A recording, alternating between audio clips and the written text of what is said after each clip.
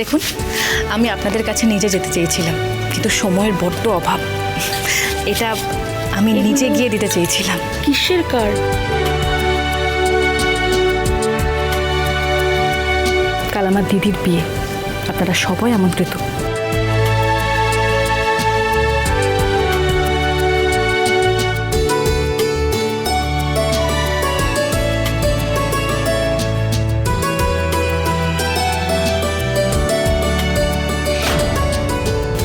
আমি চাই আপনারা প্রত্যেকে কাল দিদির বিয়েতে সামিল হন,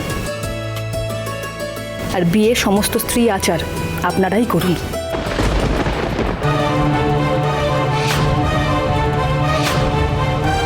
সুধা, সুধা এসব কি করছে? আমরা করব স্ত্রী আচার? হ্যাঁ। এই কি বলছো সুধা? কেন, এতে অবাক হওয়ার কি আছে? এই সব তো এও স্ত্রীদের কাজ। আমরা বিধবা, এইসব মঙ্গল কাজে আমাদের হাত দিতে নেই। শুভ কাজে আমরা হাত দিলে অমঙ্গল হয়। মঞ্জিসটা আমাদের বন্ধু, এনজিওতে আমরা একসঙ্গেই সেলাই করতাম। ও বলল তুমি নাকি আমাদের নিমন্ত্রণ করেছো, তাই আমরা সবাই এসছি। মা তো একদম ঠিকই বলেছে। দেখুন, আমি আপনাদের নিমন্ত্রণ করেছি, তাছাড়া কে বলেছে বলুন তো? আপনারা কোনো শুভ কাজে হাত দিলে, অংশ নিলে অমঙ্গল হবে? আপনারা কি কখনো অংশ নিয়ে দেখেছেন বলুন? শোনো, এদিকে এসো সুধা। একটা কথা বলি তোমাকে, জানো, সব কিছু না চোখ দিয়ে দেখতে হয় না। বহু বছর ধরেই এসব নিয়ম চলে আসছে।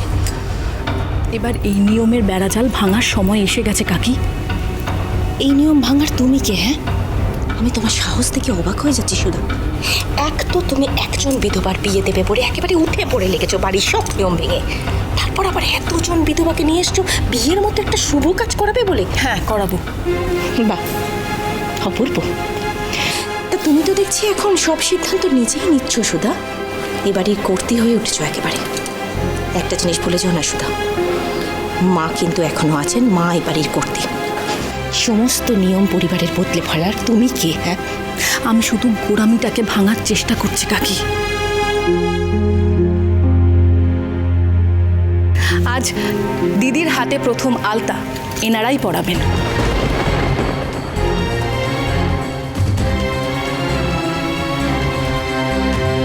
তুমি থামো। আর কত অনর্থ করবে তুমি? ঠাম্মি, আমায় ক্ষমা করবেন।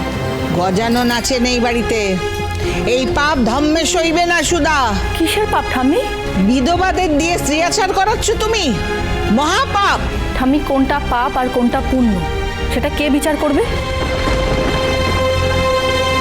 একজন জীবিত মানুষের কাছ থেকে তার বাঁচার আশা, তার জীবনের সমস্ত রং, আনন্দ এসব কেড়ে নেওয়া পাপ নয়?